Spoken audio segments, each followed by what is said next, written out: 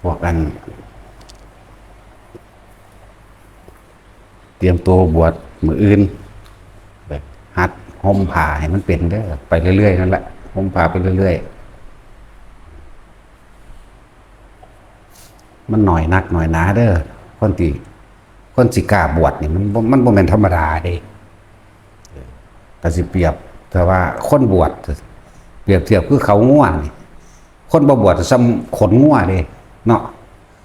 มันแม่นธรรมดาเด้คนที่มันเสียสละตัวเองออกเสียสละการเบียดเบียนเสียสละการบ่ฆ่าสัตว์ตัดชีวิตนะเสียสละการบ่ไปลักไปปล้นไปจี้เสียสละการบ่ไปแย่งผัวแย่งเมียไผอีกเสียสละการบ่ไปขี้ตัวให้ผู้ใดเสียชีวิตและทรัพย์สินเสียสละการบ่ไปม่อมเมามึนเมาหรือไปกินเครื่องดองของมึนเมาขาดสติแล้วอาจจะทำลายได้เบิดทุกอย่างนี่เรียกว่ามหาทานอันยิ่งใหญ่เราได้เนี่ยคือการรักษาศีลห้าเป็นเบื้องต้นนั่นแหละเป็นการเสียสละแล้วแต่ยังอยู่น้ำลูกน้ำเมียน้ำผัวอยู่นั่นเดี๋ยวกับไปหาปูหาปลามานี่เห็นบ่ล่ะอยู่มากินขาเป็ดขาไก่ขาปูขาปลาแย่งชิงการงานอาชีพยังซึ่งกันและกันเด้มันแม่นของเฮ็ดง่ายๆคน70 ล้านในประเทศไทยเฮานี่บวชบ่พอล้านเด้เทียบเบิ่งดีๆเด้อบ่ได้พอล้านคนได้นักบวชบ้านหนึ่งมันมีเท่าใดสิว่าเฮาสิมาร่วมโตกันอยู่นี่มาแต่ละทุกสารทิศจะว่าบ้านใดเมืองใดจังหวัดใดเด้นี่มาร่วมกันอยู่นี่เนาะจังว่าบ่แม่นของง่ายเด้ อย่างนึงก็คือเฮาเห็นไพ่ในวัฏสงสารเห็นไพ่สารพัดไพ่ในการเกิดเป็นทุกข์เกิดมากก็ต้องหิวต้องร้อนต้องหนาวต้องเจ็บต้องปวดต้องป่วยพัดพรากจากสิ่งที่รักอยากได้สิ่งใดเราบ่ได้เป็นทุกข์สุดท้ายก็ต้องมาตายนี่เพราะว่าเห็นไพ่ในวัฏสงสารอันนี้อันนึงเห็นไพ่ในวัฏสงสารอันยาวไกลเกิดมาแล้วเดี๋ยวก็เจอเรียกว่าธรณีไพ่อันเกิดจากแผ่นดินถล่มวัฏไพ่อันเกิดจากลมพายุหมุนสามารถทำให้บ้านเมืองฉิบหายและคนตายได้ล่มสลาตันอุทกภัยน้ำท่วมนั่นละ อสุนิบาตไพ่อันเกิดจากฟ้าผ่าทุพพิขันตระไพ่อันเกิดจากความอดอยากและแห้งแล้งสัทธันตระไพ่อันเกิดจากสงครามโลคันตระไพ่อันเกิดจากโรคระบาดนั่นแหละเบิ่งดูมันจะไพ่เลย7 ไพ่เราเด่นสารพัดไพ่ในการเกิดนี่คิดถึงสารพัดไพ่อันกว้างไกลยาวไกลอันที่มันจีมีอยู่แล้วในวัฏฏะอันนี้ในวัฏฏะสงสารมีอยู่แล้วในความเป็นว่ายตายเกิดอย่างนึงเขาเห็นต้นเหตุผลกรรมหมายถึงว่ากรรมบางอย่างที่เขาเห็ดไปแล้วถ้าเขาบ่พ้นหรืออย่างหน่อยๆเขาก็ต้องได้โสดาบันขึ้นไปเขาต้องได้ลงไปหลับเลยการที่สิพ้นจากแม้นสิบ่บรรลุกระสร้างเด้อถ้าเขาเห็นเขาหูว่าพุทธศาสนาเป็นหนทางให้พ้นออกจากผลกรรมใดหรือต้นเหตุผลกรรมใดหรือเป็นวิถีและแนวทางเพื่อให้พ้นจากการเวียนว่ายตายเกิดได้อย่างน้อยๆเฮาก็ถือเอาเฉพาะพระพุทธเจ้าเขาบอกพระพุทธเจ้าคือเจ้าแห่งผู้รู้เจ้าแห่งความรู้ทั้งหมดที่พระพุทธเจ้าองค์นั้นนำธรรมะคือความจริงออกมาแสดงที่พระองค์เขาเป็นคนพบคนเห็นแล้วมาแสดงแล้วเขาก็เดินตามนั้นถือเอาเฉพาะอริยสงฆ์หรือสงฆ์บุรุษ4 คู่มีโสดาสัปฏิมาโสดาปฏิผลจนถึงอรหันต์ถ้าเขามีจิตคิดถึงเอาแค่เฉพาะพระพุทธพระธรรมพระสงฆ์บุคคลทั้งหลายแล้วใดโมนีที่บ่มีความคิดไปถึงสิ่งศักดิ์สิทธิ์อันอื่นอย่างเช่น เทพเทวดาอินทร์พรหมทั้งหลายดลบันดาลมีต้นไม้มงคลมีสัตว์มงคลมีทิศเป็นมงคลมีวันมีเลิกเป็นมงคลนี่บ่มีในความคิดเลยจะถือเอาความจริงโดยธรรมมาเป็นเครื่องดำเนินชีวิตของเจ้าของความคิดยังกระสร้างจะคิดถึงเฉพาะพุทธธรรมสงฆ์เนี่ยบ่ได้เคยคิดว่าจะให้ผู้ใดผู้หนึ่งมาดลบันดาลความสุขให้บ่คิดว่าผู้ใดผู้หนึ่งมาดลบันดาลให้ผู้อื่นตายให้เฮาเวลาเฮาโมโหให้ผู้นั้นเครียดผู้นี้นะมันบ่ทันบรรลุหยังกระสร้างเด้อถ้าผู้ใดแค่ถือเอาพุทธธรรมสงฆ์เป็นที่ระลึกนึกถึงฟังดีๆบ่าเป็นที่ระลึกนึกถึงใส่จิตเจตนานึกถึงเนี่ยตัวกรรมมันเห็นบ่การกระทำแห่งใจตัวนี้การกระทำแห่งจิตเจตนาตัวนี้ถึงเฉพาะพระรัตนตรัยอย่างเดียวมันก็บ่ของมันก็บ่เกี่ยวกับบ่ไปวนกับผีสางนางไม้เทวดาพญานาคหรือสัตว์ต่างๆที่เข้าใจว่าเป็นมงคลสัตว์ต่างๆสิเพราะว่าที่มันปกป้องข้อมเฮาได้นะเจตนาเป็นตัวกรรมจิตใจเฮาบ่ไปของไปวนบ่ไปคิดถึงโตพาเกิดพาตายคือตัวจิต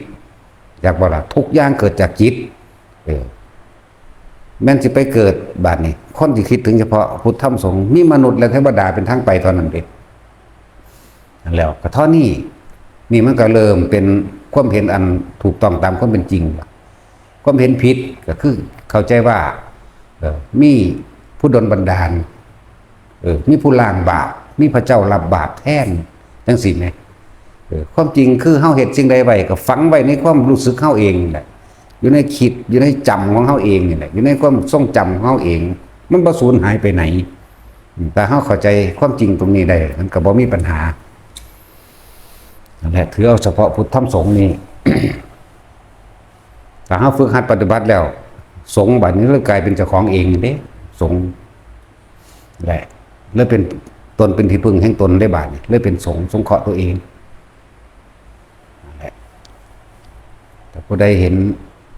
ตามความเป็นจริงอันนี้ได้เรียกว่าสัมมาทิฏฐิแปลว่าความเห็นตามความเป็นจริงได้แล้วพระนิพพานนั้นเป็นของบ่ไกล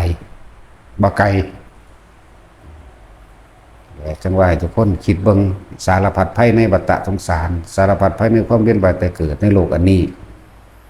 เฮาเฮ็ดสิ่งใดไว้ถ้าเฮาบ่พ้นนะได้รับทุกสัดส่วนเด้แม่นสิเป็นอสงไขยแล้วก็ได้รับเด้บ่แม่นแค่ว่ากลับแค่ว่ากันแค่ว่า100 ปีแสนปีเด้เป็นอสงไขยยังสิได้รับอยู่นั่นมันบ่ธรรมดาเด้อแนวมื้อนี้เฮาเคยคิดพอบ่เวลาไฟไหม้ป่ามาไหม้บ่แห้งก็สร้างเขาคิดพ่อเพราะว่าหมดถือไฟไหม้ตายน้ำท่วมเหมือนกันเขาคิดพ่อว่าน้ำที่ท่วมหมดตายคิดพ่อว่าล้วนแล้วเกิดจากอกุศลกรรมที่ตัวเองเคยเห็นใบเบิดนะเกิดเป็นสัตว์ก็เป็นอาภัพเป็นเนาะอาภัพไฟไหม้ได้น้อยนึงก็ตายละงาไหม้ตกใส่จังสิก็ตายละนั่นแล้วล้วนแล้วถ้าเกิดจากอกุศลกรรมที่ตะโกงเฮ็ดใบเด่นนั่นแหละสารพัดภัยในการเกิดเขาบ่ได้เว้าแค่ว่าเป็นมนุษย์ได้นี่เว้าแม้กระทั่งสัตว์เลี้ยงต่างๆมีอิสระบ่มีนั่นแหละตัวเองเคยบังคับเขาก็บังคับขึ้นทำงานอย่างหนักแล้วถือขายกินพร้อมตัวเองเคยเฮ็ดไว้ทั้งนั้นพวกค้ามนุษย์เห็นบ่พวกค้ามนุษย์เด่นทั้งสั้นแหละบัดนี้ไปเกิดกลายเป็นสัตว์ที่บ่มีหยังสู่คนใดเด้ตะกี้หมายถึงตอนมันเป็นคนน่ะใช้อำนาจบังคับข่มเหงหลายอย่างที่เฮ็ดไปสุดท้ายมาตัวเองหนีบ่พ้นกฎแห่งกรรมยุติธรรมเสมอกฎหมายเฮ็ดหยังบ่ได้ก็สร้างกฎแห่งกรรมนั่นแหละสิตามท่านเองจะสิไปลี้หนีอยู่ทางใดบ่มีทางพ้นใดดอกนานอกจากนิพพานพ้นใดตัวนี้องคุริมานกับขาคนมาเท่าใดกับพ้นใดเป็นอรหันต์ใดสันตติอมาตย์ขาหลายก็องคุริมานอีกในจรคาตขาครึ่งนึงเอาเนี่ยพระเจ้าจังพ้นใดนี่มันมีมองให้พ้นอยู่ แล้วต้องว่าแต่เฮาคิดถึงทุกเพศภัยต่างๆที่เฮาสิได้รับไปในไปขันนาเนี่ยเป็นอย่างเฮาคือว่าน้อมเข้ามาพิจารณาจิตใจของเจ้าของเองคนเฮาไม่ได้ถูกยังมากหรอกนะถูกต้องความคิดนี่แหละ มันเป็นทุกข์น้ำมันอื่นดอกมันบ่ล่ะทุกข์น้ำความคิดเด้ที่มีฤทธิ์มากที่สุดก็คือความคิดของเจ้าของเองเด้แหละวิธีเพิ่นก็บอกให้เด้ที่แรกให้หยุดความคิดให้มันเป็นซะก่อนสมถะคือการรู้ลมหายใจนี่แหละการทรงฌานจะเริ่มฌานนี่แหละทำให้จิตว่างให้เห็นความว่างให้เห็นความหยุดการคิดซะก่อนวิปัสสนาทำให้ว่างจากจิตว่างจากความคิดว่างจากความเห็นได้บัดเนี่ยวิธีมันมีอยู่บ่ได้ยากเป็นวิธีที่เฮาต้องเฮ็ดเอาเองบ่มีไผบังคับได้ซ้ำตัวเองต้องบังคับตัวเองได้แม่นบ่ล่ะสั่นแล้วมีผู้ใดบังคับมาอยู่บ่คนมาปฏิบัติภาวนาอยู่นี่มีอยู่บ่มีแต่มาเอาเองเบิดเด้นี่เพราะว่าหยังเห็นทุกข์ในเรื่องร่างกายเจ้าของเห็นทุกข์ในความคิดจิตใจของเจ้าของเองเห็นทุกข์ในรูปกับนามในตัวเองนั่นแหละเห็นความบ่จีรังอย่างยืนในกายเห็นความบ่เที่ยงแท้แน่นอนในความคิดเห็นจังได๋สิหนีออกจากความคิดอันนี้ได้เห็นได้หนีออกจากวัฏฏะสงสารอันนี้ได้วัฏฏะคือความหมุนเวียนเปลี่ยนไปสงสารก็มาจากคำว่าสังขารนั่นแหละสงสารก็เลยจักว่าล่ะหนีออกจากความเห็นหนีออกจากความคิดและหนีออกจากความหมุนวนในความคิดคนเฮาสิเป็นไปตามความคิดจักว่าล่ะเฮ็ดไปตามความคิดพูดไปตามความคิดแล้วต้องหนีออกจากความคิดอันนี้นั่นแหละมันแค่เปลี่ยนรูปเป็นร่างซื่อๆได้ร่างกายอันนี้เวลาเฮาคิดโกรธเกลียดเครียดแค้นหวังทำลายผู้ใดผู้หนึ่งให้ชิบหายแต่เฮาตายในอารมณ์นั้นน้ำความคิดนั่นเด้นรกเลยนี่ไหมก็ฮู้อยู่ปานนี้แหละสิพยายามเป็นหยังกับมันพยายามจะฆ่าเขาเห็นหยังเนาะคือว่าต้องพยายามฆ่าเลยสั่นตัวจากอยู่ตัวอีหยังก็บอกมันเป็นปกติอยู่แล้วเรื่องจังซี่นั่นแหละฆ่าความโลภเจ้าของนั่นแหละฆ่าความคิดเจ้าของนั่นแหละฆ่าตัวนี้ตายแล้วบ่ได้กลับมาตายมาเกิดมาอีกเด้อล่ะเนาะเห็นบ่ซั่นและฆ่าเจ้าของน่ะจักว่าล่ะฆ่าคนไปบ่บุญบ่ไหวคนก็มาจากความคิดก็มาจากคนอันนี้เฮาเว้าเด่นอย่างว่าคนซื่อเด้ที่จริงคือสัตว์แม่นบ่ล่ะสัตว์ทั้งเบิดเลยครับบ่เว้นไว้เฉพาะพระอรหันต์จังบ่แม่นสัตว์เพราะเป็นสัตว์ของพระโสดาบันอย่างจังได75%นั่นมีความเป็นสัตว์ผู้ยังมีอารมณ์ที่ยังคล่องอยู่ในรูปในรสในกลิ่นในเสียงคล่องอยู่เห็นบ่นี่ความเป็นสัตว์ของพระสกิทาคามี 50% ก็มีอารมณ์คล่องอยู่ในรูปรสกลิ่นเสียงคือเก่านั่นแหละความเป็นสัตว์ของอนาคามี 25% พระอรหันต์เบิดความเป็นสัตว์บ่เป็นหยังใดๆทั้งสิ้นเห็นมั้ยแต่ฮู้อยู่แต่เฮ็ดเอาตัวนี่ล่ะตอนเฮายังหาอยู่หากินอยู่มันคิดพออยู่เวลาหมดแดงกัดศูนย์ให้มันเอาตีนถูกันอยู่ว่าซั่นเนาะคิดพอบ่เคยเห็นว่าจังซั่นแล้วหมดแดงกัดตีนมือรูปแล้วซื่อมันก็ตายแล้วเด้ว่าล่ะเอามือรูปเอาตีนถูกันบ่ว่าหมดแดงบ่ว่าหมดดำเมื่อใดมันขึ้นโตเฮารูปปัดออกมันก็ตายแข้งขาหักขาขาดไปนั่นแหละอกุศลกรรมที่ตัวเองเฮ็ดไว้ทั้งเบิดนั่นแหละตะกี้เฮาเฮ็ดมันบัดนี้มันเฮ็ดเฮาเห็นบ่เฮ็ดกันไปเฮ็ดกันมาอยู่นี่เด้บางที่พวกหนึ่งเขาก็ไฟไฟมันแดงมันอยู่หันอยู่นี่เนาะก็เอาน้ำห้อนไปเทลงในหูลวกมันนั่นแหละก็เฮ็ดบ่ล่ะก็จังซี่แล้วเห็นบ่นี่ล้วนแล้วตั้งแต่เจ้าของเคยเฮ็ดแบบนั้นไว้พวกมันก็เคยเฮ็ดกับเฮาไว้นี่แหละมันหมุนกันอยู่จังซี่ได้ล่ะบางที่มดแดงขึ้นเจาะปิ้งปลาปิ้งกบปิ้งไก่เนาะเอาไปเคาะใส่ไฟเอาไปเคาะใส่พื้นปูนหรือเคาะใส่อันสังกะสีห่อนๆไหม้ตายนี่แหละเอิ้นว่ากรรมคือยุติธรรมที่สุดคือกฎแห่งกรรมนี่บ่พ้นบ่เฮาเคยคิดถึงบ่เอาแนวนี่เอาแต่ของก็เคยถึกใหม่ไม้ทั้งสั่นแล้วคือกันเด้ถึกใหม่ถึกเคาะลงในเตาไฟถือเขาน้ำห้อนลวกมาแล้วเว้ยถ้าสิเว้าตามพระพุทธเจ้าที่เขาปาดข้อเฮานี่เลือดของเฮามันหลายยิ่งกว่าแม่น้ำในทะเลทั้ง4เคยคิดพ่อบ่แน่จังซี่ทะเลทั้ง4บ่แม่นทะเลมีเตโรเนียมเด้บ่แม่นอ่าวไทยเด้ น้ำทั้งหมดโลกที่หนึ่งในชมพูทวีปโลกที่สองอุตรกุรุทวีปโลกที่สามปุเพเวหทวีปโลกที่สี่อมอนมันสี่โลกในชมพูทวีปเฮาเนี่ยมากยิ่งกว่าน้ำทะเลในมหาสมุทรทั้งสี่เพิ่นบ่ได้แม่นมหาสมุทรประเทศไทยในโลกอันนี้เด้หมายถึงทั้งสี่โลกเลยนั่นแล้วทั้งสั้นแล้วเฮาก็เคยฆ่าเขาแบบนั้นเหมือนกันเขาก็เคยฆ่าเฮาแบบนั้นเหมือนกันคิดพ่อว่าล่ะแนวสิบ่แม่นว่าตาเป็นคนเด้ที่เว้ามันบางทีก็เป็นงัวเป็นควายเนาะบางทีก็เป็นหมาเป็นหมดแดงหมดดำเป็นกังกิ้งกือเป็นไส้เดือนเป็นหนอนเป็นชีตะแคเป็นไห้เป็นเห็บหมาเป็นมัดเป็นเม่นแม่ว่าล่ะเป็นเสือเป็นกระต่ายบางซากก็เป็นเสืออะไรกัดกินกระต่ายอาฆาตแค้นกัน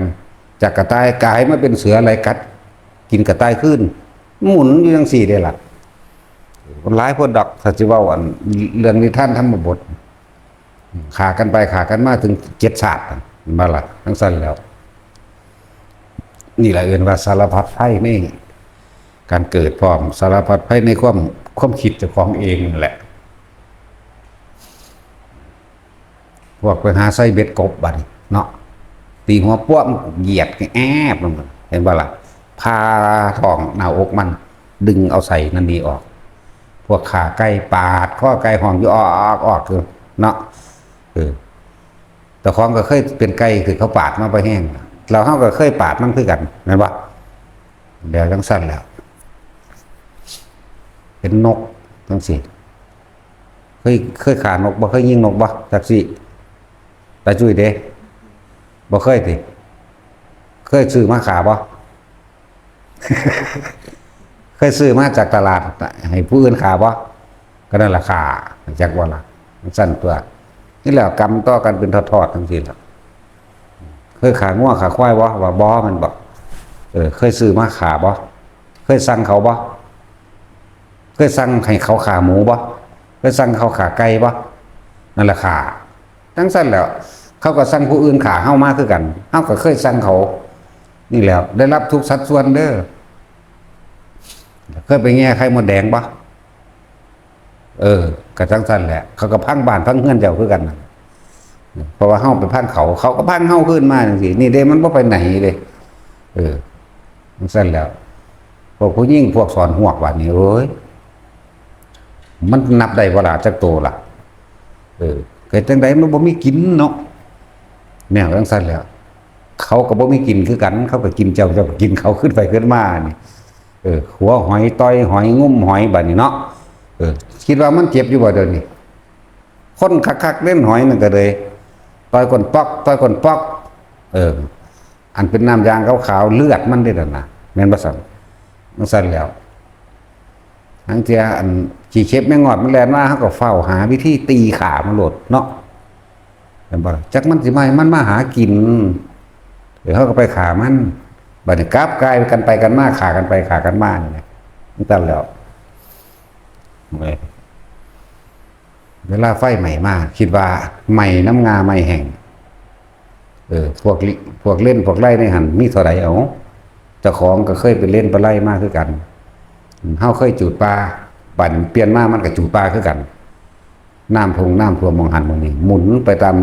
น้ำใส่ไก่เล็กๆหน่อยมีเบิดเด้จังซั่นแหละอันนี้คือให้มองเห็นว่าถ้ากูบ่พ้นกูต้องไปเป็นแนวนี้เด้ใจบ่ล่ะฉะนั้นจึงต้องจำเป็นต้องควบคุมอารมณ์ให้ดีต้องควบคุมอารมณ์ให้เป็นเว้าแนวเฮาสิไปหลับสิไปเป็นนี่มั้ยเนาะบัดนี้เว้าวิธีสิหยุดมันนี่มันน้อยๆมันง่ายๆเด้บัดนี้ลมหายใจนี่ทรงชาตินี่นึงเด้เนี่ยให้มันหยุดนิ่งลองเบิ่งสักก่อนความคิดนี่หยุดความคิดให้มันได้สักก่อนเรียกว่าสมถะทำให้จิตว่างวิปัสสนาทำให้ว่างจากจิตบัดนี้นิ่งแล้วคักๆแล้วมันก็เห็นความนั้นแล่นไปเองดอกมาเนี่ยมันอยู่แค่นี้เองได้บาดบางสิพ้นมั้ยเนาะคนรวยๆมันก็บ่ได้เอาเงินซื้อได้เด้นี่พานมันต้องเฮ็ดเอาเองนี่ ฉะนั้นบ่ต้องน้อยใจว่าคนรวยมหาศาลนั่นนะกับคนทุกข์มหาศาลคือกัน มหาทุกขตะกับมหาเศรษฐีนี่เอาปฏิบัติธรรมได้เหมือนกันกับสำเร็จมรรคผลนิพพานเสมอกันเด้บ่ได้ว่าคนรวยสิปฏิบัติได้เด้แต่ถ้ามันบ่ปฏิบัติก็บ่ได้คือกันนั่นแหละเหมือนกัน นี่คือความเสมอภาคนี่คือธรรมนี่คือความจริงที่ทุกคนนำไปปฏิบัติได้เหมือนกันบ่ได้ว่าเจ้าสิจนที่สุดเป็นมหาทุกขตะหรือในระหว่างท่ามกลางหรือรวยที่สุดถ้าคนปฏิบัติธรรมใดปฏิบัติได้เหมือนกันถ้าบ่ได้ก็บ่ได้เหมือนกันนี่เป็นความยุติธรรมของคำว่าธรรมนี่คือความจริงบ่เลือกผู้หญิงผู้ชายอีกได้บ่นี่ได้เสมอกันแน่ต่างคนต่างมีจิตใจเหมือนกันแน่ควบคุมจิตใจนึงได้บ่นี่แม่นบ่จังซั่นแล้ว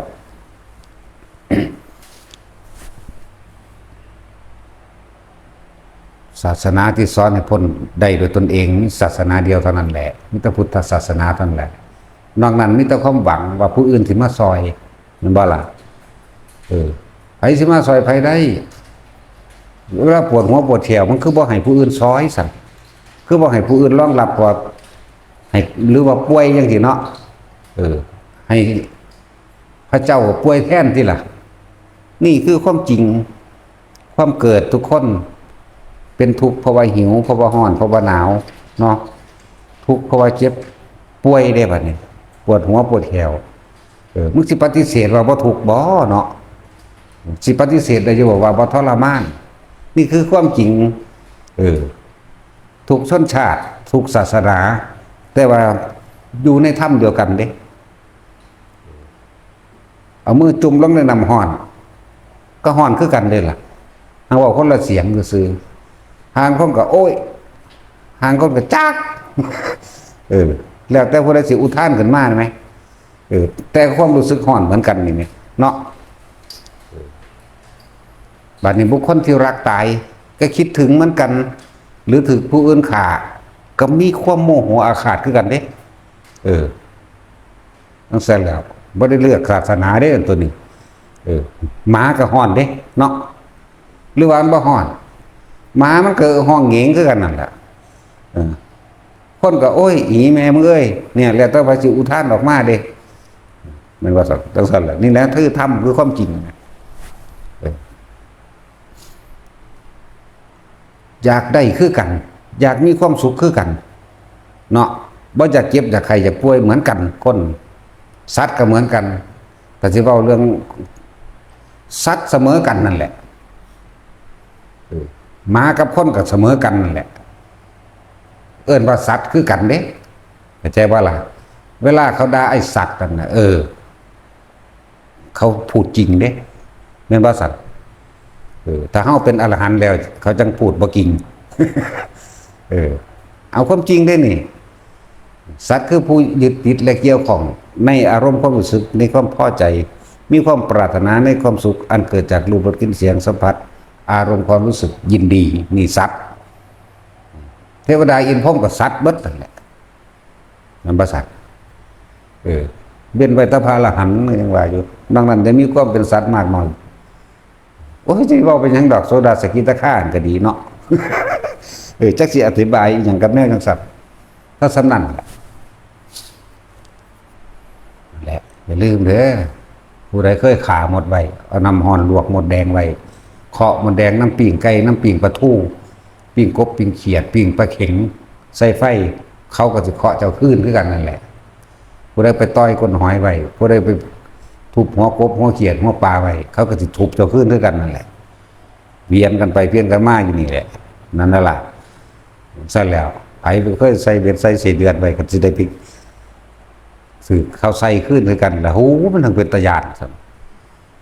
ตอนเขาเป็นใส่เดือนเขาก็เกาะปากเขาสอดลงมาหน้าอก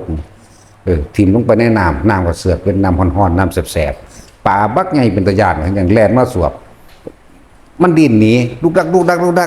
เห็นบ่ล่ะเขาก็สวบกึบเก็บปวดตายหนึ่งชีวิตไม่ตกนรกบ้านนี่มันหูจักบัดแล้วเด้ตายหนึ่งชีวิตก็เฮ็ดอีกตายสองชีวิตสามชีวิตนึกพรึบเดียวนั่นโอ้ยบ่แห้ง พรึบเดียวมันจักสาดได้แล้วนะ หนึ่งชีวิตกษัตริย์นั่นแหละจากว่าบัดนี้เป็นเขียดบัดนี้เขาเคยเกาะขาโตยมันเนาะ เกาะขาโตยมันให้มันยันให้มันดินจังซี่เขาก็เกาะเฮาลงไปทิ่มลงไปน้ำนั่นบ่แม่นน้ำธรรมดาน้ำแสบๆเนี่ยบอกมันแล้วก็ได้ความรู้สึกคือเก่าอยู่นี่น้ำแสบๆปลาก็เป็นตะย่านคั่นนึงแควบักใหญ่กากสากคือเลื่อยนี่2อันงับเข้าจังซี่มันก็ซากเฮาโลดเด้กินกลืนกึกแล้วก็เป็นขึ้นมาใหม่อีกโอ้ธรรมดาบ่แล้วเขาเคยเกาะปากเกาะคือกันบัดนี้เขาก็เกาะเพดานทั้งนี่สอดออกทั้งอันตานี่ดิ้นอยู่ว่าสั่นตอนเฮาไปใส่ในเวทนั่นว่าโอ้ยเฮียเฮาแข็งแรงฮู้อยู่บ่ว่าเขาเก็บหรือบ่เก็บเนาะว่าเฮียเฮาแข็งแรงเป็นตะล่อปลามากินได้พุ่นนี่สิแล้วอันนี้ว่าเฮาเว้าเรื่องของเจ้าของเองเด้นี่เรื่องเฮาไปเป็นมาแล้วเด้นี่ตกนรกแบบนี้มาแล้วบัดนี้เฮาไปหาไต่ปลาก้านปลาไต่ปลาซ่อมซักมันธรรมดาบ่อยากให้ปลามันตายไงให้เอาเกลือใส่จักหน่อยในน้ำทนบ่ตายง่ายเขาก็เห็นกับเฮาแบบนั้นคือกันธรรมดาบ่ เคยต้มปลาเป็นๆโดยบ่ได้ขาบัดทีนึงปลาเข็งมันปลามันถึกขังไปหามือแล้วมันบ่ตายเอามันลงใส่กระทะไฟฟ้าเอาข้าวคั่วเอาผักหอมลงเอาอันนั้นอันนี้ลงมันหิวมันกินแจ๊บๆๆๆเป็นบ่ยึดฟ้าหม้อไว้เสียบปลั๊กจนว่าอายมันบัวออกไปเปิดเบิ่งว่ามันสุกเท่ากับถือเฮ็ดแบบนั้นคือกันเด้โอ้ยมันธรรมดา ตอนนั้นต้มมันจะโตต้อง7โตนี่แหละเป็น7ชีวิตเด้พวกขังจนตายนี่คือกันวันนี้เป็นคือแท่งหินดำๆนั่นแหละน้ำพุดขึ้นมาจากข้างล่างถึงมาทางใดแล้วมันพุดขึ้นมาคอยไปแงนหน้าขึ้นน้ำสุดเข้าสู่ดังหายใจฟึบเข้าบาดเดียวเจ้าเข้ามังกระดานหน้าผากนั่นนี่หัวระเบิดตายจังซี่เนี่ยหลายชีวิตนับบ่ได้ อันนี้ว่าเรื่องประสบการณ์ตายมาแม่งได้ประสบการณ์นรกสวรรค์บ่ค่อยได้ไปเลยว่าบ่ได้ ส่วนมากไปแต่นรกนั่นแหละทุกคนเฮ็ดไว้นะได้แบบนั้นเบิดถ้าพวกเจ้าบ่พ้นเด้อเสื้อกระสร้างบ่เสื้อกระสร้างมันก็เป็นสั่นคือเก่านั่นแหละบ่ได้เกี่ยวกับไผสิเสื้อบ่เสื้อแต่กิ่งก็มันก็เป็นของมันเองดอกแล้วหลายอย่างที่พวกเฮาบ่รู้กันนะ เฮาจังสิมา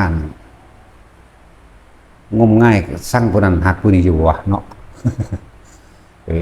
ความรักความอาลัยความปรารถนาหวังดีกับบุคคลอันเป็นที่รักบ่ว่าในความรักความผูกพันนั้นนะ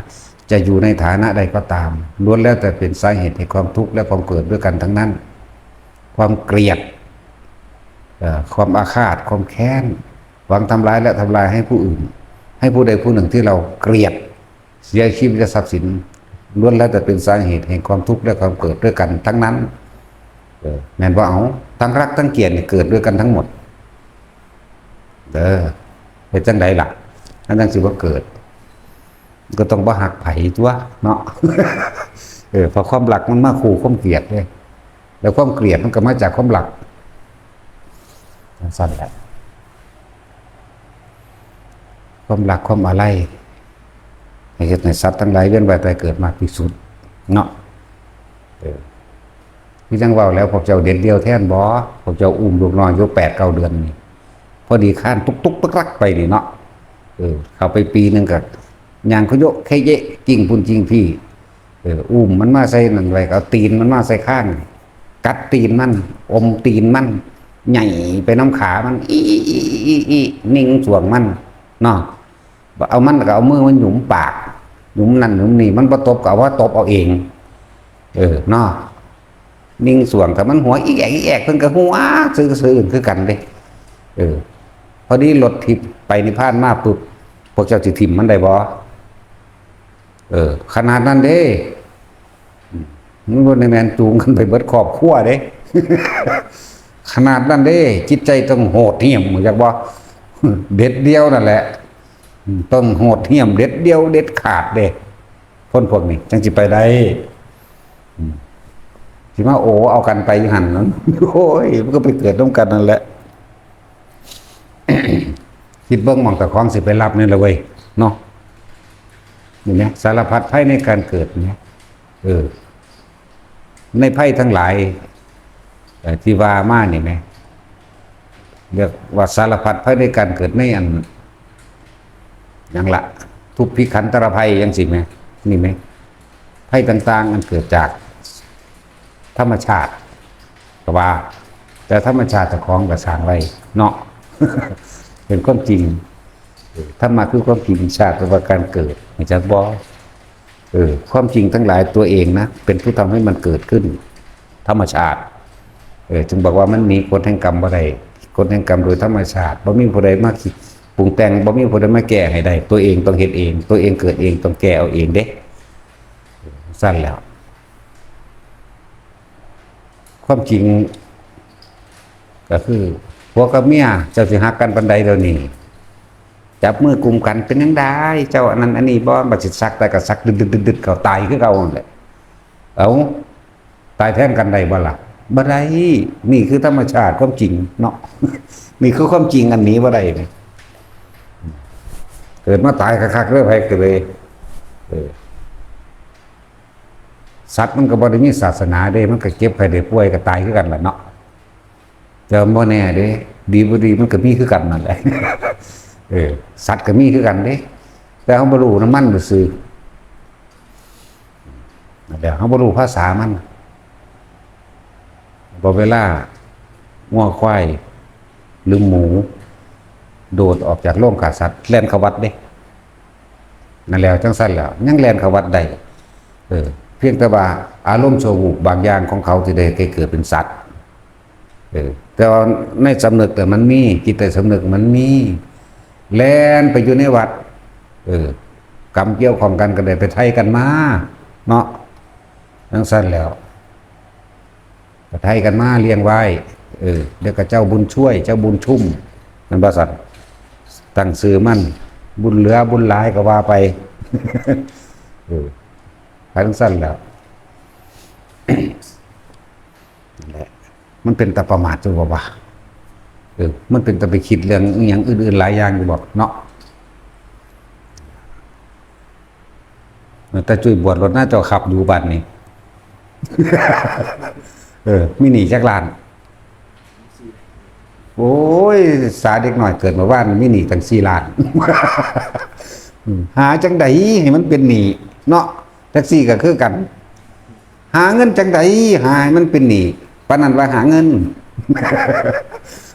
เรียนจบก็สูงทำงานก็ดีบ่ได้ตากแดดบ่ได้แบกกระสอบปูนกระสอบหินคือหมู่เนาะเสือกเป็นหนี้จังซั่นแล้วหาแบบใดหาให้มันเป็นหนี้ไหม แต่ค้อนก็เป็นหนี้หลายกว่านั้น 20-30 ล้านเด้ใกล้สิตายแล้วก็ยังหายมันเป็นหนี้อยู่นั่นก็เลยเอายังงงอยู่ดอกพวกนี้เป็นหนี้ซ้ำนี้นึงดอกถ้าซ้ำตาค้อนแต่ว่าสิเป็นหนี้ซ้ำกันก็บ่จัก หาไปหามาเป็นหนี้ทอกันตาค้อนเราบ่หลายปานใดดอกบาง20 กว่าล้านนี่แหละ พวกนี้ก็อายุทอตาค้อนแล้วก็ประมาณเดียวกันนั่นเด้อเบิ่งดู สิเบิดอยู่บ่นั่นแล้ว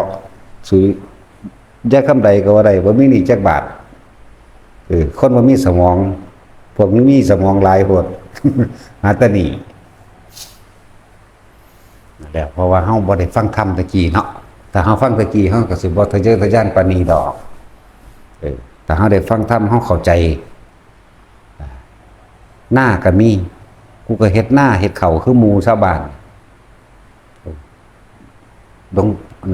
ให้หลวงตาไว้แล้วขายถิ่นซะบ่ น่าเป็น100 ไร่เพิ่นเด้แน่แล้วบ่ได้เรียนหนังสือทั้งอ่านก็บ่ออกอ่านหนังสือบ่ออกก็เลี้ยงพวกนี้ได้ไหมพวกนี้จบปริญญาได้เป็นอันเจ้าเป็นนายเบิดเอาโลดแต่ว่าเสือกหาเงินเป็นหนี้ เป็นหนี้พุ่นละ3-4 ล้านมึงดูโอ้ยเงินหลายซั่นแล้วผู้ไว้แล้วบ่ได้มีหนี้เด้บัดก็เฮ็ดหน้านี่เด้แล้วก็หาไส้เบ็ดเลี้ยงกันเนาะ หาปูหาปลาเลยมาเลี้ยงกันเลยเนี่ยเป็นต้นแล้วแต่เขาได้ยินฟังธรรมเอา การงานก็ทำสนุกสุขสบายก็มูสบายหน้าก็มีกูก็เฮ็ดหน้าเอาก็ได้ก็ใส่ว่าหากินซ้ำตายหน้าไผก็ดีแน่แล้วก็สิมีเวลาบ่ได้ทะเยอทะยานแล่นหาเงินใส่หนี้ปานใดเด้อันนี้ต้องทำโอต้องดิ้นรนต้องติดต่อเนาะต้องหลายอย่างเด้แต่คนมันรู้จักคำว่าธรรมะอย่างว่านี่แหละแต่รู้จักเราเฮ็ดหน้าเฮ็ดพักเฮ็ดสวนไปหอดงามเงินเดือนได้มันก็ได้เก็บเบิดนั่นแหละเพราะว่าอย่างหน้ากูก็มีสวนกูก็มีหาใส่เบ็ดใส่กลางกินไปน้ำให้น้ำหน้าก็ได้เนาะซั่นนั้นมึงได้ล่ะมันสิไปกินในภัตตาคารสุก็กินแค่อิ่มนั่นแหละไปก็เลยดีบ่อิ่มจำมันแท่งตั้งได้หน่อยแต่ว่ามันเอาหน้าตาไว้ก่อนมันจักบ่ล่ะ มันจะเป็นผู้มีเกียรติเดี๋ยวมันเกินบ่ล่ะนั่นเดี๋ยวจังซั่นแล้ว ทะเยอทะยานเกินไปคือว่าน่ะว่าความบ่รู้ถ้าได้ฟังธรรมะแบบนี้ลองเบิ่งแน่ก็แค่หากินซ้ำตายเว้ยก็สิยังกระดอดแหละเนาะตำแก้วใส่พริกตำบักหุ่งหอยเก็บเอาผักกระถินน้ำริมหัวมากินมันก็แล้วอยู่เลยล่ะอิ่มคือกันเด้ล่ะเฮ็ดปลาแดกบองไว้บายเข้าใส่ปลาแดกกินวับมันก็อิ่มคือกันย่างกินไปน้ำทางทั้งเลี้ยงงูเลี้ยงควายไปพร้อมก็อิ่มพวกสิไปนั่งอยู่ตึกสูงๆสุกก็กินอิ่มคือกันเฮาย่างกินไปน้ำทางก็อิ่มคือกันนั่นแหละเนาะกินข้าวบ่ายม่วงหน่อยม่วงแก้วนั่นก็อิ่มคือกันเฮ็ดเป็นโบกมันดาวในมันออกเอาข้าวยัดลงนั้น ขิงไปขิงมาเนาะตัดสิน ต้องรุ่นนี้ได้กิน รุ่นอื่นๆบ่ค่อยบ่ได้กินดอกรุ่นนี้แต่จังซั่นแล้วมันมีปลาขอนก็ไปหาปลาขอนน่าจะของพอได้กินดอกหลายอย่างอยู่ดอกที่พวกเฮามันทะเยอทะยานเกินโตผู้ใดได้ฟังธรรมอันนี้แล้วครับระลึกนึกเอาเด้อว่ากูกับพ่ออยู่พ่อกินแล้วล่ะเว้ยให้หน้ากูก็มีกลับบ้านกลับมาพัฒนาบ้านเกิดตัวเองหลายๆอย่างที่เฮาสิได้ระลึกนึกถึงสำนึกถึงบุญคุณของปู่ย่าตายายของพ่อของแม่ของลุงป้าอาอาวของวัดของว่าศาสนาพากันมาพัฒนาวัตถุขึ้นมาจักนิดจักหน่อยก็ได้ดอกแต่ความพัฒนาจริงๆต้องพัฒนาที่จิตใจเด้ความเจริญต้องเจริญที่จิตใจเด้ศาสนาคือจิตใจของคนเด้บ่ได้แม่นเรื่องวัตถุเด้หลายคนเล่งศาสนาเป็นโบสถ์เป็นศาลาบ่แม่นเด้อหลายคนเล่งว่าต้องเป็นพระจังเอิ้นว่าศาสนาพุทธจังซี่มันบ่แม่นเด้การกระทำคำเว้าคือความคิดจิตใจของเฮาเองในศาสนาความเจริญความพัฒนาสูงสุดก็คือเมตตามีความรักความหวังดีต่อกันกรุณากับซอยเหลือกันมุทิตากับยินดีรวมกันนั่นมีไปว่างจิตเป็นกลางคืออุเบกขาบ่ลำเอียงบ่นั่นบ่นี่ก็ว่าไปก็แต่คนหูจักมัชฌิมาแล้วมันบ่ยากเด้ว่างจิตเป็นกลางแค่หาอยู่หากินไปสร้างตาย ตายคือเก่านั่นแหละว่าอยู่ดีกินบ่ดีก็เลยเนาะอยู่ดีกินบ่ดีก็ตายซ้ำเก่านั่นแหละมันจะไปไสวะมันมีเหลือจะคนหน้านี่เฮาสิทำหน้าให้ถูกที่สุดเลยพยากรณ์ถูกมากๆเลยทุกคนเกิดมาตายเนาะ จังซั่นตัวแต่ตัวเฮาเองน่ะตายอยู่ทุกมื้ออยู่แล้วตายอยู่ทุกมื้อบ่ได้คิดได้ว่าสิบ่ตายอยู่หรือตายบ่มีความหมายจักอย่างเสมอกันเฮ็ดจังได๋สิละใส่ร่างกายอันนี้ให้มันเป็นประโยชน์ต่อทั้งมนุษย์และอมนุษย์คนละสัตว์ได้มีอยู่เท่านี้นึงเดียวนี้ตายยามใดก็ยินดีบ่ตายก็ยินดี เรื่องสัตว์มันมีสำนีหนึ่งเดียวมันบ่ได้มีอีหยังอีกเด้เบิ่งๆวากๆไปก็พอสำนั้นล่ะก็คิดเบิ่งรวยก็ป่วยเด้อไผก็ดีรวยก็ป่วยก็ร้อนก็หนาวก็หิวเนาะมีเงินพันล้านแสนล้านก็ซื้อความป่วยบ่ได้เด้ป่วยคือเก่าซื้อให้ผู้นั้นผู้นี้มาป่วยแทนกูแน่ก็บ่ได้เนาะนี่เป็นความจริงไหมเพราะว่าพระเจ้ารับให้ก็คือบ่ให้พระเจ้าป่วยแทนเนี่ยเนาะแม่ว่าซั่นพวกพิสูจน์อีหยังบ่ได้ก็เชื่องมง่ายไปเนาะแม่นบ่ล่ะค ความเสื่อกับความจริงมันคนละอย่างนั่นคือว่าเราบ่มีสมองเป็นสันนิลีนั่นแล้วถ้าสิอยากพัฒนาประเทศชาตินะต้องเสริมพุทธศาสนาเท่านั้นนอกนั้นเขาเข้าใจว่ามีพระเจ้าพระดลบันดาลนั่นว่าสันสิดลบันดาลอีหยังใดกินข้าวก็ย่างไปกินเองอยู่คือบ่ดลบันดาลมันอิ่มโลดพระเจ้าดลบันดาลกูอิ่มข้าวแน่ตักน้ำมันกูกินแน่บ่มีทางมีแต่ย่างไปตักกินเองกูป่วยดลบันดาลให้หายป่วยแน่บ่มีทางไปหาหมอเขาก็เอายาพาราให้กินเป็นจังได๋ก็ง่วงนอนก็ไปในหลับวิธีนั้นที่มีหยังเด้นั่นแหละความรู้สึกเจ็บปวดเจ็บใจสมมุติว่าเคยถูกข่มเหงรังแกมาตั้ง10 ปีที่แล้วคิดไปยามใดมันก็โมโหขึ้นยามนั้นคือบ่ให้พระเจ้าดลบันดาลเนาะให้เศร้าโมโหไหมอันนี้แหมเพราะท่านเสว่าบ่เหมือนกันล่ะกับว่าคนที่มีแค่ทะเบียนบ้านสัญลักษณ์ตัวเองเป็นอัตลักษณะตัวเองว่าเป็นศาสนาพุทธก็ไปถือผีสางนางไม้กันเดียวกันล่ะครับพวกถือเทวานิยมพระเจ้านะอันเดียวกันคักๆเด่นก็บ่ต่างจากถือพญานาคบ่ต่างจากถือผีแถนผีแม่นผีฝ่าผีตานี่เนาะอันเดียวกันนี่นั่นน่ะสั้นแล้วคือว่าเขาโดนบันดาลเนี่ยเศร้าเนี่ยพระอินทร์ก็โดนบันดาลบ่ได้เด้จักว่าล่ะตะกี้ว่าพระพรหมเนาะพระพรหมสร้างโลกพวกศาสนามื้อนี้เกิดที่หลังเบิดนั่นแหละอันเกิดก่อนคือศาสนาพระพรหมเทวานิยมมาก่อนอยู่แล้วพวกพราหมณ์ทั้งหลายถือพรหมพราหมณ์ทั้งหลายถือว่าตัวเองบริสุทธิ์จังสันจังสี่บริสุทธิ์หาแม่มึงบอกยังขาปูขาปลาขาสัตว์กินอยู่แม่นว่าซั่นยังลักปล้นจี้ฆ่ากันอยู่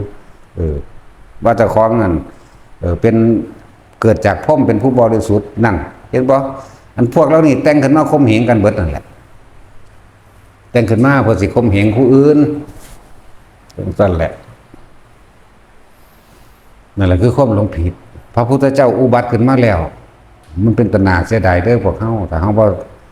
ใส่ใจในคำสอนเพิ่นจริงๆแล้วก็เฮ็ดนำนานๆเกิดที่หนึ่งเด้ว่ามันเกิดง่ายปานนั้นเด้ในสมัยที่พระพุทธเจ้าเสด็จลงจากดาวดึงส์แสนโกฏโลกธาตุมองเห็นพุทธเจ้าทั้งเบิดนี่เมื่อนั้นเป็นมื้อที่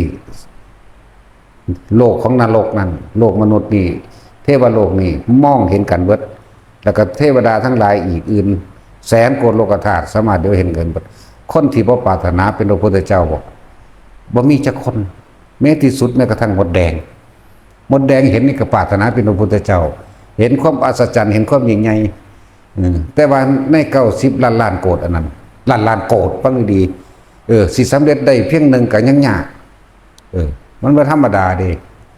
นั่นแหละเฮามาเห็นแล้วเฮาสิปล่อยคุณค่าอันนี้หนีหายไปเห็นหยังเนาะ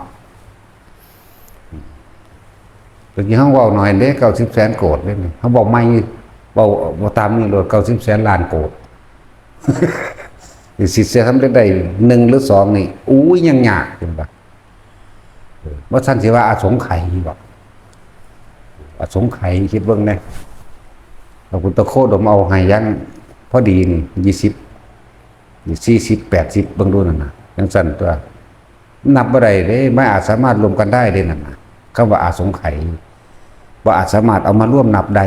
นับบ่ได้อาจไปว่าไม่นั่นแหละสงไขยนั่นคือสงเคราะห์ไม่อาจสามารถเข้ามารวมแล้วก็นับได้บ่อาจสามารถนับได้เลยเอิ้นว่าสงไขย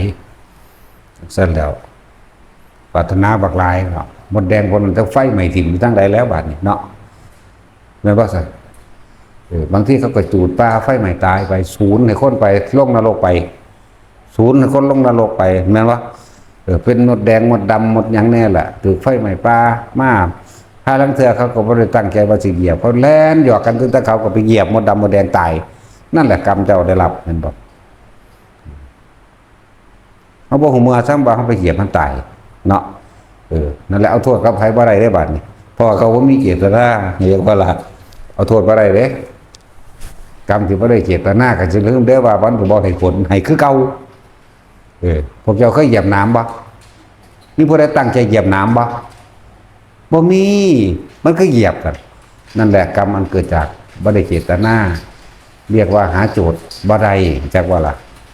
หาครูอริบ่ได้เพราะเจ้าของไปเหยียบเองที่ไหนได้เคยเฮ็ดไว้แตะเก่าก่อนอย่างสั่นคือพระอรหันต์บางองค์เพิ่นตายงัวส้นก็สิไปเอาผิดหยังกับงัวเนาะ นั่นสั่นแล้วบางองค์ถึกยิ่งตายก็สิไปเอาผิดกับหยังกับลูกปืนจังว่าถ้าทางใดเขาบ่ได้เจตนาบางองค์ถึกรถทับตายเขาบ่ได้เจตนา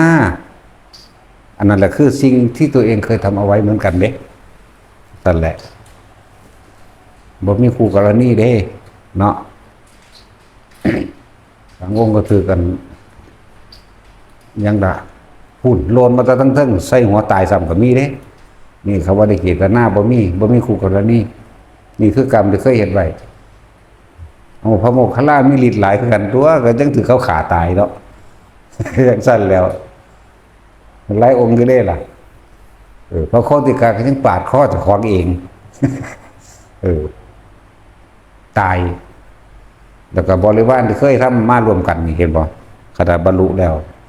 บริวารที่เคยเห็นมารวมกันถึง500ขาเจ้าของตายจ้างผู้อื่นขามันสั้นแล้วต้องจ้างผู้อื่นขาแล้วทั้งขาเอาเองมันหลายกันแล้วนั่นแหละจึงบอกว่าขนาดบรรลุแล้วก็ยังเป็นภิกษุยังเป็นโรคเลื่อนนั่นนะที่เขามาเทศดูนั่นนะฟังธรรมบัดสุดท้ายก่อนตายเป็นอรหันต์ภิกษุโรคเลื่อนนั่นนะแพ้ผู้พ้องสว่างใดดอก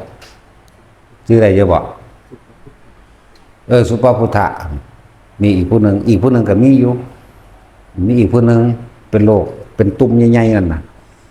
สุปพุทธะเป็นโรคเลื่อนฟังธรรมจากพระพุทธเจ้าแล้วมีความเห็นตรงตามความเป็นจริงเข้าสู่ลมหายใจบรรลุอรหันต์อาจารย์บ้านนี่เพิ่นแสดงอริยสัจสี่เลยเพิ่นแสดงปฏิจจสมุปบาทเลยเด้ฟังแล้วก็มีความเห็นตรงปึ๊บบ่มีแนวขอขัดแย้งปั๊บเข้าสู่ลมหายใจที่สุดท้ายไปในลมหายใจเป็นอรหันต์ง่ายๆเนาะก็มันง่ายมันสิยากเฮ็ดหยังโดนนี่พวกเจ้าก็เฮ็ดเอาของตัวเนาะมันเฮ็ดง่ายๆนึงแหมจังซั่นแล้ว สุปพุทธะอันนั้นอีกองค์นึงอีหยังเนาะ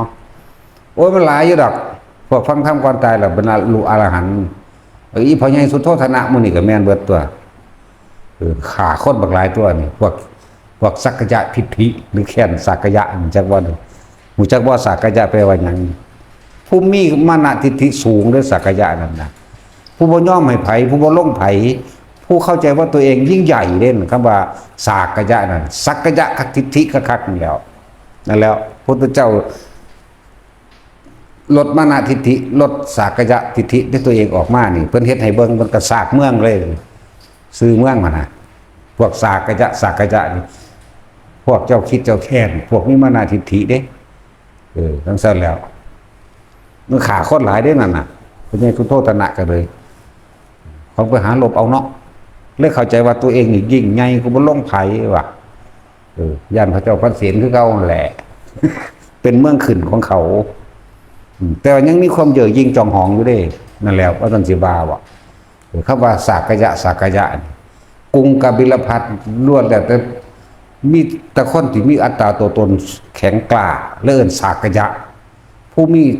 ทิฏฐิอันแข็งกล้านั่นแล้วอันนี้เว้าถึงพระใหญ่สุโธทนะบัดสุดท้ายก็ตายในลมหายใจเด้ครับเนาะบรรลุอรหันต์เด้นั่นแสดงแล้วคำว่ากษัตริย์นี่แปลว่านักรบนักฆ่าเด้อย่าคิดว่าอย่างอื่นเด้ ต้นเหตุของกษัตริย์นั่นแต่เว้าแล้วพูดเว้าไล่มาตั้งแต่สมัยอาคันตสูตรการก่อตั้งบ้านเมืองแปลงเมืองขึ้นมาพุ่นเด้กษัตริย์จังขึ้นมาใส่ตั้งแต่ต้นกับพุ่นเด้บ่หันหาก็มาใส่เดี๋ยวนี้เฮาเห็นกษัตริย์ของเฮาซุมื้อนี่เพิ่นก็ลบกับความทุกข์ยากลบกับความจนลบกับโลกเป็นประชาชนเด้บ่ลบด้านนึงก็ลบด้านนึงเด้บ่ลบด้วยดาบก็ลบด้วยเศรษฐกิจลบด้วยความคิดสติและปัญญาลบด้วยปรารถนาพัฒนาประเทศให้คนอยู่ดีกินดีเด้บ่ลบด้านนึงก็ลบด้านนึงเด้กษัตริย์สั่นแหละกษัตริยะก็สิเว้าตามตรงโตมันนักฆ่าเด้ ขาความจนกับแม้นจากว่าล่ะขาค้นกับขา นั่นสั่นแล้วแปลได้หลายยุคมันว่าแม่นหาแต่มีหลากทรัพย์หรือต้นทรัพย์มานี่เด้กษัตริย์มันว่าแต่ต้นกับจากว่าล่ะต้นกับพัทรกับนี่มันมากก่อนพระกกูสันโธคนเด่นพูดเบาย้อนหลังไปอีกคนก็ได้ตัวคำว่ากษัตริย์จึงมีเริ่มต้นมานั่น พวกพรหมมันลงมาเกิดพรหมโพธิสัตว์จึงมาพากันเหตุนี่เลยพากันลบเอาใดดันใดนี้เลื่อนผู้นี้ว่ากษัตริย์แปลว่าผู้แบ่งปันกับว่าแปลว่านักรบกับว่าต่อสู้กับว่าเด้กษัตริย์นั่นนะ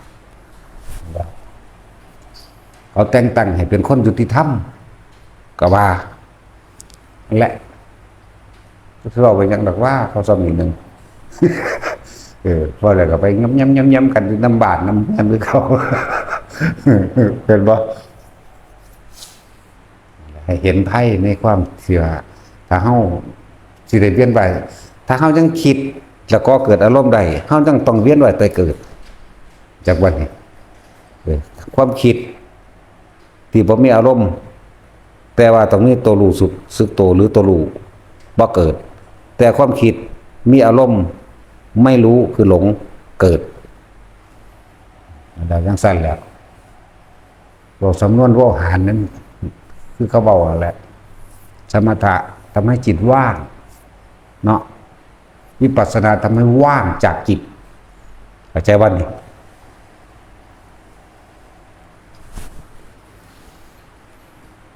เวลาจิตมันว่างเองโดยอัตโนมัติก็มีคือเฮานอนหลับบ่ฝันนั่นแหละเข้าใจว่าละบาดสั้นแล้ว ความหยุดคิดได้ก็ว่าหยุดคิดได้มี3แบบเด้เนาะโดยธรรมชาติคือการนอนหลับบ่ฝันเข้าใจว่านี่แต่ฝันนั่งคิดคือความคิดยามนอนหลับนั่นแหละจิตของคนนอนหลับอยู่ไสอันถ้ามันฝันอยู่ไสมันก็อยู่หั่นแหละแล้วถ้ามันบ่ฝันมันก็ตกภวังค์เข้าอยู่ภพระหว่างกลางสิเป็นกามภพรูปภพอรูปภพยังบ่รู้เข้าใจบ่นี่แล้วก็การเข้าฌานนั่นแหละ3ระบบที่4คือพระอรหันต์เป็นสะก่อนจังว่าอันนี้เฮาก็บ่ได้เป็นเฮาก็ต้องอธิบายฟังซื่อ แกจำเพิ่นมาเว้าอันนั่นแหละอันที่4คือการหยุดคิดปรุงแต่งแสวงหาในความอยากได้กับอยากเป็นคิดอยู่แต่ว่างจากสิ่งที่คิดเด้เนาะพวกเจ้าต้องมีความรู้สึกตัวเด้อคิดอยู่แต่ยังรู้สึกตัวนั่นแหละว่างจากความคิดจากว่าว่างจากจิตสั้นๆแหละเว้ยแน่มันง่ายๆเรื่องเว้ามานี่เนาะบอกคือเว้าเล่นเอาหัวนี่เด้ก็มันแม่นแนวจริงจากก็เว้าเล่นตัวเนาะ ของทุกอย่างในโลกนี่บ่มีของจริงจักอย่างมั้ยก็สิไปเว้ามันจริงจังขึงขังก็มันเห็นหยังเนาะซั่นแล้ว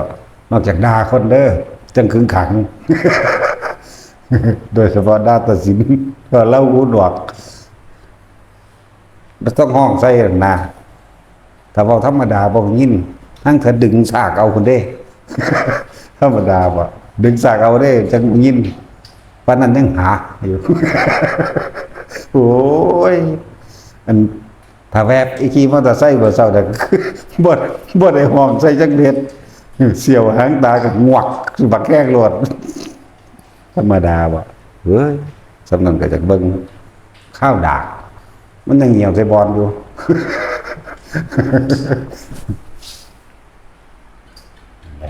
วิธีง่ายแล้วเด้อไผก็ดีอยู่กับลมหายใจอยู่กับอุณหภูมิอยู่ในความรู้สึกที่ตรงกลางระหว่างหน้าผากนิ่มๆนวลๆบางคนขึ้นหัวก็อยู่หัวบอก2จุดอันตัวกลาง3กับหน้าอกก็อยู่หน้าอกแล้วเฮ็ดอยู่จังซั่นแหละมันบ่มีลมแต่ว่ามันนวงขึ้นเลยก็อยู่กับมันอยู่กับนวงรู้สึกตัวกับนวงอยู่กลางคิ้วกลางหน้าผากหรือบนหัวก็แล้วแต่ได้ทั้งนั้นเท่านี้เห็นอยู่เท่านี้เมื่อมันตั้งมั่นมันมีกำลังของมันเองมันนั่งเห็นดอกบาดนี่คำว่าปัญญาเห็นตามความเป็นจริงแม้ความคิดนี่ก็บ่เที่ยงแม้ความคิดนี่ก็บ่จีรังยั่งยืนแม้ความคิดนี่ก็เกิดดับคิดเรื่องผู้นั้นแต่ไปคิดเรื่องผู้นี้เกิดกับผู้นี้แล้วดับกับผู้นั้นแล้วเกิดกับผู้นี้ดับกับผู้นั้นเอาไปมามันก็ทันมันตัวมึงคิดไปโลดกูบ่ไปกับมึงก็แล้วกันนั่นตัว นั่นแล้วมันเป็นบาทเป็นฐานของปัญญาเด้สมาธิจิตตั้งมั่นอย่างว่าล่ะปัญญาก็คือรู้แจ้งเห็นจริงตามความเป็นจริงเป็นวิปัสสนาก็ว่าไปมันซื่อมันจะซื่อคือฮ้อนนั่นแหละหมาเอาขานำฮ้อนลวกมันแม่มันบ่เหงโดดเนาะคนได้โอ๊ยฮ้อนแม่มึงแท้เนาะถ้าตุดก็ว้ายเลยแหละแม่นว่าสัตว์ตุดแต่ผู้หญิงก็กีดกาขึ้นแม่มึงนี่เลยแหละผู้หญิงมันด่าเร็วหาแล้วคนพวกมักออกลูกอุ้ยลูกเลยแหละเนาะมันบ่ได้เคล็ดลับในคนออกลูกเด้พวกผู้หญิงนี่ปานนั้นว่าสิบ่เอาแต่12คนออกลูกจังไดกูเฮ็ดกูลาบห้องกูกากเด้อเนาะหัวปีไทยปีได้ผลจังซั่นเนาะแม่นว่าซั่นว่าไผละว่าปู่ย่าเจ้าของนั่นแหละทั้งงานนี่ทั้งงานทั้งพรลูก12คนเอ้าอันพวกเจ้าคือหีเขี้ยวแต่เอาบ่ได้เขี้ยวเพิ่นว่ามันบ่มียาคุมไม่แม่ย่าเฒ่าคนนั้นตัวลูก16คนเอาบ่มันออกปีละ3ผมบอกตัวจะกลัวตัวเอาแม่ย่าแพกโลหิตดีคักๆนี่แล้วลูก16คนเนาะแต่ว่าออกทีละ3คนผมก็ปีนึงหลายบาทหลวงปู่ทวดเฒ่าแบบอายุสั้นๆนั่นเด้แสดงว่าต้องออกปีละ3บ่ได้อายุยืนเด้นั่นแหละห้วยเขี้ยวหลายก็ได้อายุเลยสั้นเป็นว่าผู้ใดแค่เห็นในรูปคนไทยน้ำกันเนาะแม่ย่าเฒ่าใส่สุดขาวหัวขาวๆพอปูเด่นน่ะระวันลูกเพิ่นมันบ่แม่นเด่นเท่าก็ตายก่อนนะเนาะก่อนนี่ว่าแล้วมันทะลึ่งอยู่แล้วจังซี่บ่ได้เกี่ยวชั่วเจ้าออกปีละ3คนบุญบ่ขึ้นหลายแท้แต่จะปวดว่าคนมันทะลึ่งเลยก็จังซั่นแหละบ่ตลกแต่เป็นเรื่องจริงเด้นี่อันเว้าเรื่องจริงเด้นี่คืออีพวกนี้บัวเฮาจังซี่แล้วก็ไล่มาเบิ่งที่ถ้าตัวเพิ่นบ่มีเพิ่นบ่ได้ซื่อๆญี่ปุ่นนั่นมีคือกันเด้ญี่ปุ่นนั่นเพิ่นถึงบ่ได้เอาไปดอก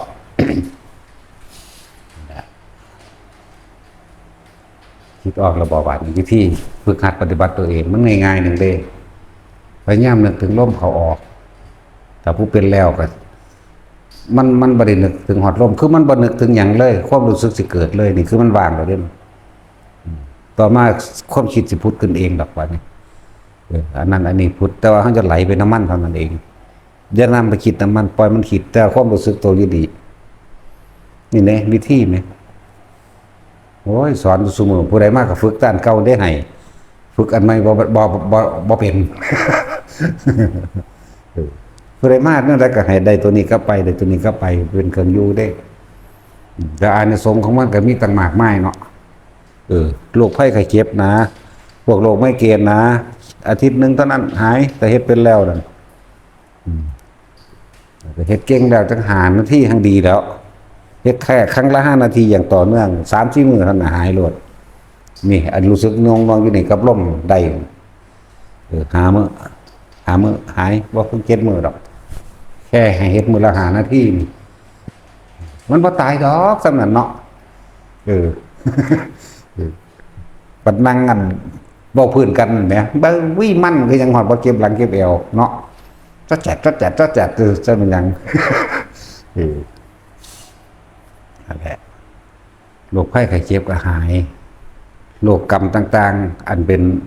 หรือเจ้ากรรมนายเวรก็ได้ส่วนบุญอันเกิดจากการภาวนา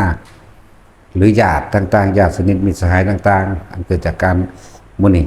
เขาก็ได้แล้วก็มีกำลังเขาก็ซอยเขาเองโดยที่เขาบ่ต้องไปเอิ้นบ่ได้เรียกร้องเด้มาเองเป็นเองดอกแนวมื้อนี้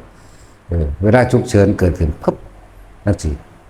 เกิดความเคยชินแล้วมันจะดับทุกขเวทนาให้เองดอกแต่ว่าถึงขาดตายแท้ๆมันก็สิเกิดกลายเป็นคือองค์ฌานนั่นแหละสิรักษาเขาเองปิติหรือว่าผลแห่งสมาบัติรักษาเขาเองเป็นตัวหุ่มเฮาไว้เองดอกแต่ถึงขาดตายไปเรื่องบ่เก็บแล้วมันเป็นเหตุเอาคือหยังเด้ ตายไปเลยบ่เจ็บคนหลายคนจะได้เบาบ่ย่านตายย่านแต่เจ็บเนาะ บ่ย่านตายย่านแต่เจ็บก็ฝึกเอาตัวถ้าอันย่านเจ็บก็ฝึกเอาตัวนั่นแหละคนป่วยเด้อ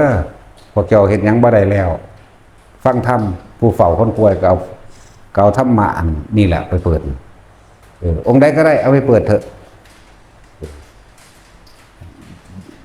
เอาไปเปิดให้เขาเจ้าเข้าใจความเกิดเป็นทุกข์แบบนี้ที่เขาเจ้าอธิบายไปนั่นแหละแล้วคัดเลือกเอาเด้ผมไม่ต้องไปเปิดประเภทว่าอธิษฐานเอาเด้อเลยอย่าไปเปิดได้แนวนั้นน่ะมันจะไปเกิดเป็นงู มันจะไปเกิดเป็นนั่นเป็นนี่อยู่แล้ว เปิดเทศที่มันเข้าใจง่ายๆแบบนี้โลดโอ้มันแม่นความเพิ่นนอกความเพิ่นความเห็นมันก็ตรงได้เมื่อมีความเห็นตรงตามเป็นจริงได้มันก็มีเครื่องอยู่ได้ตัวบัดนี้สุดท้ายแล้วเฮาก็หากินซ้ำตายเนาะนี่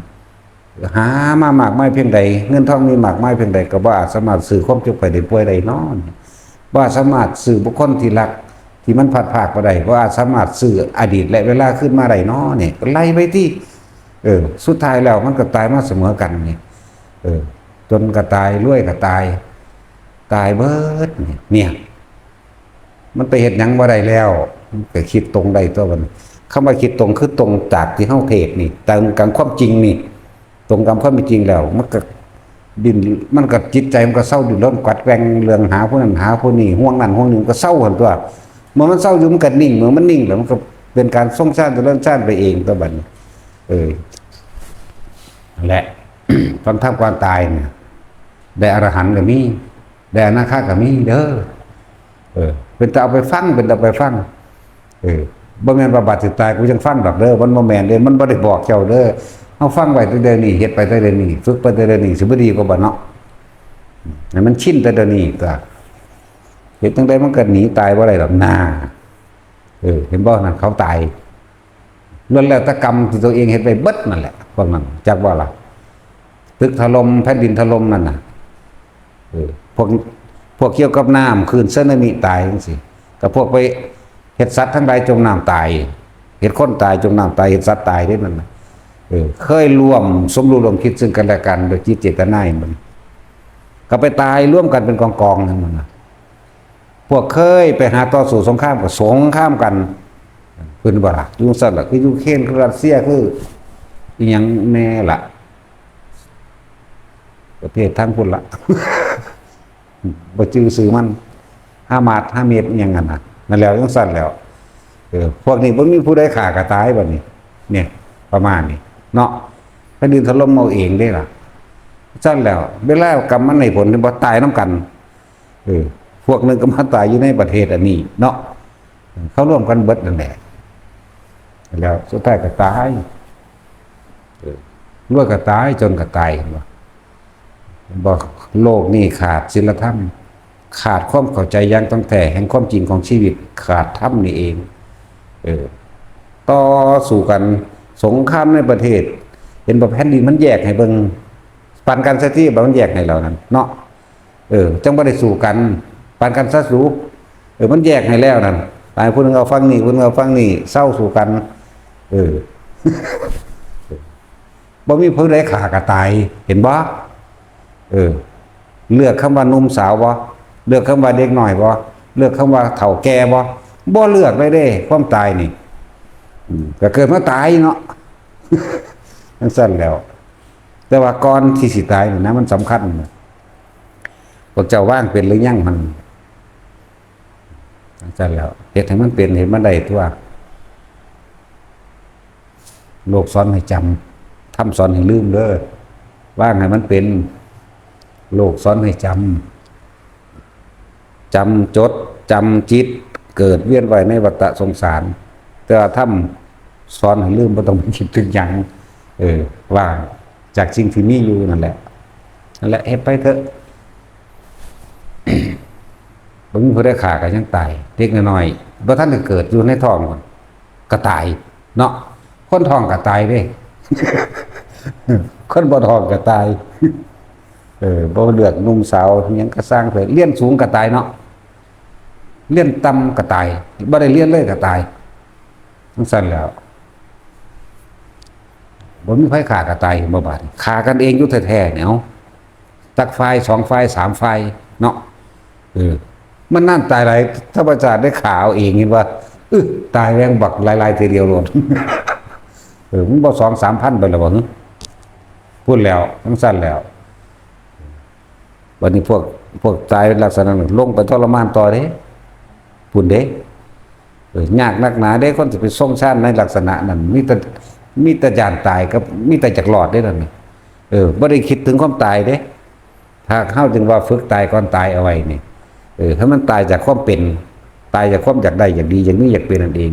ตายจากความเป็นเลิ่นว่าฝึกตายก่อนตายอย่าอยากเป็นสั้นแล้วถ้ามันตึกถล่มบรึบมานึกถึงความตายปุ๊บกูบ่เกิดอีกแล้วนี่ฟึบกับลมหายใจหลดเนาะบ่เกิดอันแต่จังซั่นนะแล้วมันได้ฝึกไว้บ่ล่ะเบิ่งแล้วมันบ่มีผู้ใดฝึกได้นั่นน่ะขนาดหมู่พระสงฆ์องค์เจ้าก็คือกันพ่อมีอยู่พ่อสิระลึกนึกถึงบทสวดมนต์อันนั้นอันนี้อยู่พ่อได้ไปสวรรค์อยู่ดับเน่าเหม็นคับอยู่ในหันแล้วอันซั่นแล้วคือว่าบ่ไปฆ่าไผไผมันก็ขาวเองอยู่ธรรมชาติล้วนแล้วแต่ว่าเป็นผลแห่งกรรมที่ตัวเองเคยเฮ็ดไว้พวกมื้อนี้ พวกดินถล่มทั้งหลายก็เคยเฮ็ดฝังคนทั้งเป็นทั้งดิบจากบ้านบ่ได้ว่าแต่ฝังคนอาจจะฝังสัตว์อย่างอื่นทำนะบ่ล่ะพวกนี้นั่นแหละเฮ็ดสิ่งใดๆสิ่งนั้นก็ยังว่าอยู่พวกนั้นเคยฆ่ากันพวกนั้นพวกนึงใส่ระเบิดยิงกันเนาะที่แรกถือกันอยู่ที่เฮ็ดไปความมานี่ไปความอยากไงสดสัตว์กันเองเลยว่านี่ตั้งแต่แล้วทุกศาสนาตายเบิดนั่นแหละ นี่คือธรรมะนี่บ่แม่นศาสนาแต่ว่านี่คือธรรมะนี่คือความจริงเดี๋ยวเฮานำออกมาเว้านี่แต่ว่าอาศัยอัตลักษณะว่าเป็นพุทธศาสนาเป็นผู้แสดงให้ฟังซื่อๆนั่นบ่ล่ะที่จริงมันบ่มีซะเลยซ้ำเด้เฮาว่าเนาะแต่สิเอาจริงๆแล้วบ่มีแต่มีแต่โดยธรรมแต่แสดงตัวออกมาเพื่อให้มันแยกออกว่านี่คือพวกทรงศีลเป็นแบบนี้แต่งตัวแบบนี้การกระทำคำพูดแบบนี้นี่เป็นอัตลักษณะต่างหากแต่จริงๆมันบ่มีหรอก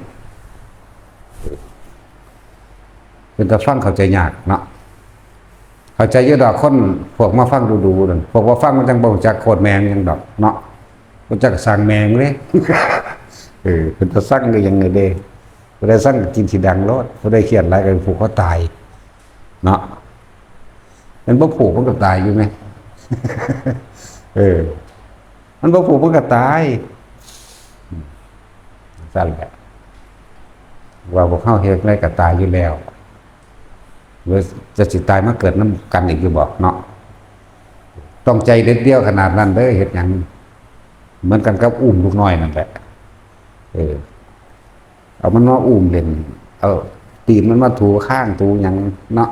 เอามือมันมาหยุมหัวหยุมปากกัดนิ้วมือมันกัดแขนมันใหญ่ๆๆๆดึงรูดยิงมันให้มันหัวเห็นบ่สั้นๆแล้วเอาผมไปเล่นแย่ดังมันมั่งนี่มันมั่งมันก็หัวแยกมันก็หัวซื่อๆเนาะสั้นแล้วแล่นตุตะฟังนั่นฟังนี่ลมมั่งลูกมั่งตบมือให้มันฟ้อนบัดนี้ให้มันตบมือเจ้าของก็ฟ้อนมันเบิ่งเด้เนาะ รถนิพพานมามันสิกล้าโดดขึ้นบ่บ่แม่นนิพพานธรรมดาเด้บัดนี้รถทิพย์แห่งนิพพานมาจอดข้างหน้าปุ๊บเสือสิงโตหมีเสือเหลืองเสือดาวจระเข้งูเต็มตะอ้อมตะกินมันอยู่นี่แหมทิ่มได้บ่ล่ะเสือพวกนี้ก็หิวเนาะโน้นมันสิเป็นหลอกนี่เฮาอยู่2คนกับเด็กน้อยอันนั้นอันนี้เสือเหลืองเสือโคร่งเสือดาวตัวนี้ไฟใหม่ปลามาพร้อมคุณดีธรรมดาบ่ไฟก็ใหม่อยู่ก็มาเนาะสัตว์แล้วนี่ก็สิหุ่มกินอีกกำลังหยอกลูกเจ้าของแงะๆอยู่เนี่ยเนาะรถทิพย์มาปุ๊บเจ้าต้องถิ่มมันโดดขึ้นไปเลยได้จังสิได้ขนาดนั้นเด้คนต้องใจเด็ดเดียวเด้คนพวกนี้ถ้าโหดเลยถ้าดีคักเนาะสั่นแหละเพราะฉะนั้นสิว่าต้องเด็ดเดียวที่สุดได้เห็นหยังก็สร้าง พวกเจ้าสิกล้าบ่หั่นแหละซ่อมเบิ่งเงินมันสิกล้าบ่บูแล้วเอาตอนผู้ชายแท้ๆกันจักสิกล้าบ่กล้าเด้อีกาอีปลามันกล้าบ่มันก็ไปเกิดเป็นชีวิตตึกมันตอนนั้นแหละดีบ่ดีเป็นแบคทีเรียในหูในหมู่หูหนองหูเนาเป็นขี้มูกน้ำลายเนาะเป็นขี่มันในท้องแบคทีเรียไงสัตว์นี่เนี่ยมึงอยากบอก นั่นแล้วสัตว์น้อยซ่องกล้องบางทีเสร็จแล้วคือจะไปเป็นใส่เดือนใส่เป็นกิ้งกือเป็นหมาพันธุ์พุดเดิ้ล พันธุ์นั่นพันธุ์นี่แล้วแต่สิเป็นเด็กนั่นเสร็จแล้ว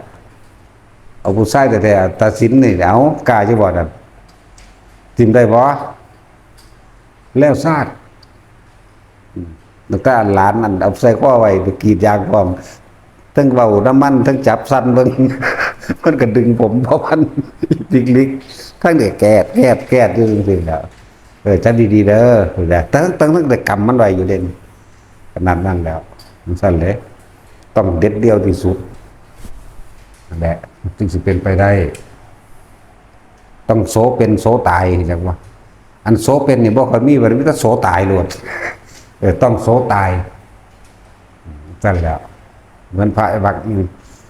พระบักกะลิเพิ่นมาบวชนำพระพุทธเจ้าเพิ่นบ่ได้บวชเพราะว่าเพิ่นสิมาปฏิบัติธรรมเด้บวชเพราะว่าสิได้นั่งเบิ่งพระพุทธเจ้าซื่อๆเด้โอ้ยอยู่ถึง3 ปีพุ่นเด้เบิ่งอยู่หั่นแหล้วพระพุทธเจ้าก็ว่าแม่นสิย่างน้ำก้อนหรือจับใช้ผลเรื่องก็สร้างบ่ได้เห็นธรรมบ่มีความหมายมีประโยชน์หนีออกจากสำนักเดียวนี้นะเห็นบ่น้อยใจพุทธเจ้าสิไปโดดเหนียวตายเนาะนั่นแหละโสตายจักบ่ล่ะถ้าว่าได้เห็นพระพุทธเจ้าแล้วก็ชีวิตนี้บ่มีความหมายโดดดีกว่าโดดลงไปอยู่นั่นคือเขาตัดตายจากบ่นี่นั่นแหละตัดสักยะทิฏฐินั่นแหละตัดตายแต่อ้วนเข้าใจแล้วว่านี้ประสาทคือว่าแบบว่าเนาะทั้งกินหลายทั้งประสาทพุ่งก็ออก บ่คืออีแห่งเด้อีแห่งก็บ่ออกกับประสาทคือกัน อีจอยอีแห่งประสาทคือกันนั่นแหละแล้วนั่นเอิ้นว่าตัดสักยะทิฏฐิไปเลยพุทธเจ้าทรงพุทธญาณหรือพุทธนิมิตแสดงธรรมระหว่างทำกลางบรรลุอรหันต์องค์ชาติหุ่มไว้ลงพื้นยังปลอดภัยก็ทั้งสั้นแหละนั่นแหละคือตัดตายตัดสักยะทิฏฐิไปเลยนั่นแหละเอาสัมปทาน